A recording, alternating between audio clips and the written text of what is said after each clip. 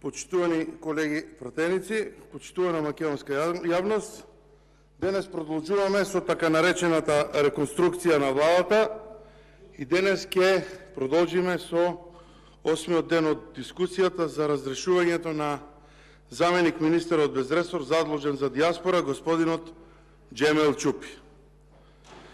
Почитувани колеги, добро слушнавте и не се чудите. Заменик министерот Чупи беше околу 13 месеци член на владата.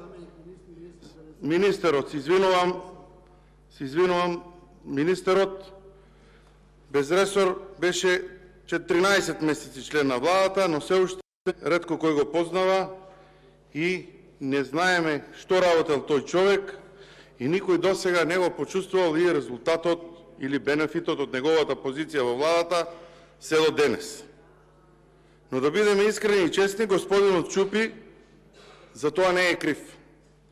Неговото место во владата беше само резултат на партиско-коалицијски пазар помеѓу тогашните коалициони партнери во владата. Кога наголемо се правеше пазар, се тргуваше, се делеа министерски и директорски позиции во владата и токму затоа овој министер, како и уште многу други, добија позиции и фотели во владата. Сакам да ја потсетам јавноста и сите вас присутни во салава дека иако пред неколку години раководството на Социјалдемократскиот сојуз во неколку изборни програми наголемо ветуваше дека ќе ги намали бројот на министерства, тие го направија токму спротивното. Постојано измислуваа работни места, позиции, функции во владата, само за да се испазарат со своите политички партнери, за да ја одржат на власт нивната вештачка коалиција и мнозинство. Така беше претходно, така ќе биде и сега, и затоа оваа измислена позиција постои во владата и затоа не ги гледаме бенефитите од неа. Позиција за задоволување на коалиционите потреби и барања и ништо повеќе. Токму затоа персоналното решение, односно господинот Джемел Чупи, кој што денеска дискутираме за разрешување, не е виновен за својата неработа. Напротив, единствени виновници беа и се нивните тогашни партнери од владата. Затоа ова за што дискутираме веќе втора недела е веќе познато и веќе видено. Се е исто, само различни се учесниците кои што ќе треба да ги заземат позициите. Токму затоа ова ново политичко другарство ќе заврши исто како и досегашно. Неуспешно, неславно, бидејќи е вештачка творба водена само и само од партиските бизнис интереси за спасување на коалицијата. Реконструкцијата на владата и разрешувањето на неколку министри и заменици министри нема да реши ништо во државата, нема да ги решат и нема да исчеснат натрупаните проблеми на граѓаните кои секојдневно се соочуваат токму поради оваа вештачка творба наречена купи ден продај влада или поново пазар 3 влада. И затоа повеќе нема да говорам за разрешувањето на заменик министерот без ресор, за министерот се извинувам, задолжен за дијаспора, туку ќе говорам генерално за владата начело со Ковачевски и резултатите од нивната работа. Зошто го велам ова? Сега во кратки црти, колку што ќе ми дозволи времето, ќе кажам и ќе представам големата слика, поради што тврдам дека оваа влада е најнеуспешната влада во историјата на државата и дека ваква реконструкција е апсолутно непотребна, која што значи само купување на време и вештачко одржување на живот на Социјалдемократскиот сојуз и ДУИ. Имено, според последните резултати од истражувањето на Евротинк, граѓаните упатија силна порака и го кажаа своето мислење, став и перцепција за оваа влада и нејзино владење. Да почнеме поред. Прво, огромен процент на граѓаните велат дека Македонија повеќе не е демократска земја. Внимавајте, дури 61% од населението вели дека Македонија нема демократија. Тоа е за цели 21% повеќе од минатата година, кога сме биле на 40%, каде што граѓаните велат дека нема демократија. Ова е страшен и поразителен факт за оваа влада. Во 21 век, во центарот на Европа, оваа влада има дури 61% од граѓаните кои што велат дека нема демократија во нашата држава. Затоа ова не се решава со реконструкција на влада, туку со оставки на цела влада. Второ, генерално во каква насока се движат работите во Македонија.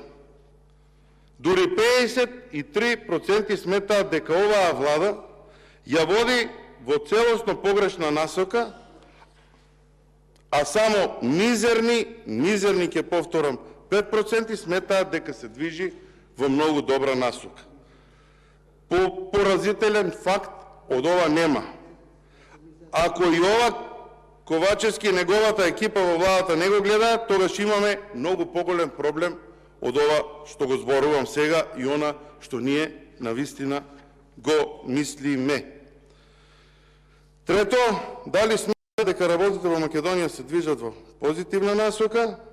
За споредба, 2014 година, околу 40% од граѓаните сметале дека државата се движи во позитивна насока, но сега само 9% од населението ова го делат како мислење. Континуиран пат и огромен пат само како резултат на владењето на СДСМ. 5 години поред ние зборуваме, вие браните, ама анкетите се правени помеѓу граѓани кои што го кажуваат своето мислење на каде се движи. И ова треба да ве замисли сите вас. Четврто, многу загрижувачки и многу важно. Имаме огромен пат на граѓаните кои што мислат дека членството на Македонија во Европската Унија би била добра работа. Имено, 69% во 2021 година на 49% минатата година. Тоа е пат од цели 20%, колеги противници. Токму поради работењето, односно неработењето на оваа влада. Евроскептицизмот расте и зазема се поголем замав. А проевропската СДСМ и проевропската влада упорно не влечат со сидрото надолу или во спротивна насока од зацртаниот пат. Она што го говорат, граѓаните не го осеќаат. Она на што реагираме, вие или се измејувате или бурно реагирате и настапувате со пишани тези кои што ги читате и сметате дека е вистина, затоа што такви ви ги даваат. Не сте вие криви. Ама ова колеги, на ова треба да реагирате. Не Никола Мицевски што збори. Проблемот е што 69% од граѓаните ова зборат. Јавете се од тука да ве слушниме, зборувам со факти, зборувам со бројки, зборувам со податоци.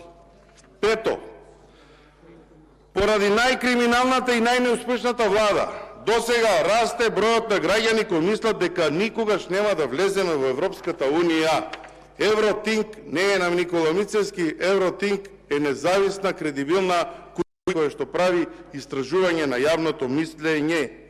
Поточно, 29% од граѓаните го делат ова мислење. Ова јасно покажува дека вие од власта го уништувате и се уште го уништувате сонот на граѓаните за Европската Унија. Го уништувате сонот на цели генерации млади кои што својата иднина ја гледаат во Македонија и како дел од неа. Да, колеги, вие што викате што поодгреваш од таму од место. Вие сте криви за тоа и никој друг, затоа што младината ни бега од државата, а вие давате подршка и ги извртувате фактите кои што говори Евротинк преку истражување на јавно мислење на граѓани, не на Никола Мицевски. Шесто, поврзано со претходното, во 2021 година дури 41%, скоро 41%, сметале дека Македонија можеби ќе влезе во Европската Унија во наредните 5 години. Само минатата година ова се случува. А сега само за една година, поради вашата неспособност и политиките кои што ги водите, оваа бројка е страшна и изнесува бедни 12%. Што повеќе да се каже за ова? Бројките и процентите говорат сами по себе, катастрофа, ужас, потап. Тоа ни се случува. На крајот би се осврнал и на довербата, односно недовербата на граѓаните во своите институции кои што ги водите вие преку вашите министри и високи функционери. Институции кои што не ја осликуваат состојбата која што вие ја презентирате во собранието. Институции за кои што граѓаните се изјаснуваат. И овде мислам дека е најлошо, бар така бројките кажуваат. Внимавајте, бројките и процентите по ова прашање се страшни и поразителни. Да почнеме од владата. Дури 70% од граѓаните немаат доверба во владата. 70% колеги пратеници, на ова треба да реагирате.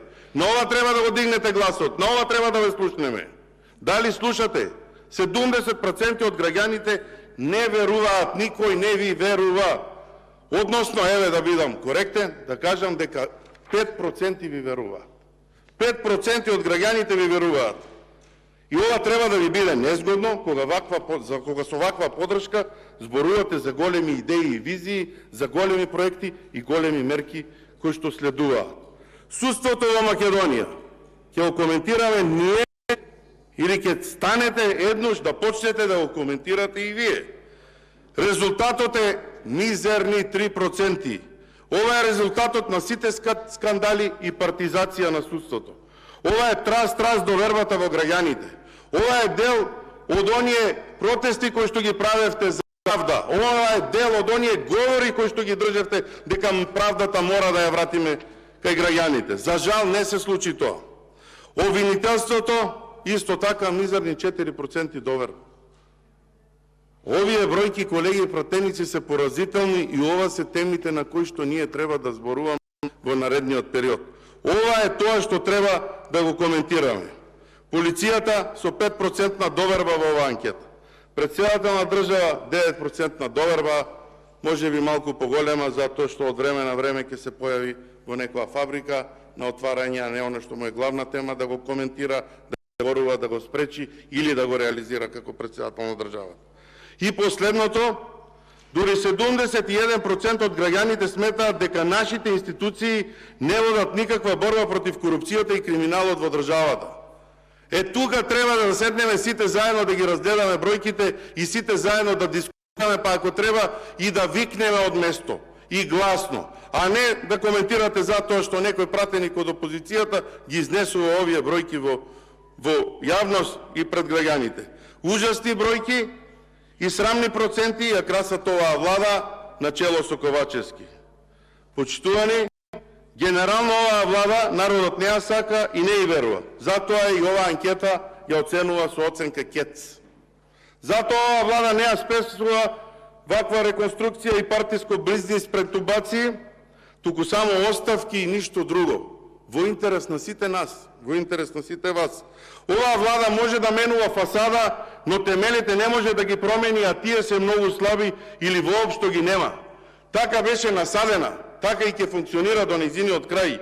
Затоа се ова е залудно и сите го знаеме епилогот. Од целава така наречена реконструкција. Знаеме дека ова не е реконструкција поради идеи, програми и работа, туку само поради спас и задржување на удобните фотели и привилегии кои што ги носи власт. Може би ќе успеете да купите време, да го издишите моментално балонот на недовербата и притисокот кои што ги имате од вашите сопартици, граѓаните и подржувачите. Ама на среден рок, граѓаните ќе имаат проблем со неиспорачани резултати. Не зборам надолу. На среден рок ќе ги има проблеми. Со неиспорачани резултати. Нереализирани мерки, неисполнати ветувања кои што се даваа од ракав и сега не можат да се реализираат. Тоа, колеги пратеници од власта, имате можност еднаш да донесете правилна одлука. Вие од власт ќе можете да ги закочите овие негативно галопирачки трендови кои што се случуваат. Ја имате нашата подршка да се охрабрите и да го направите правилниот чекор. Гласајте против најнеспособната влада и напуштете го бродот кој што тоне. Ви благодарам.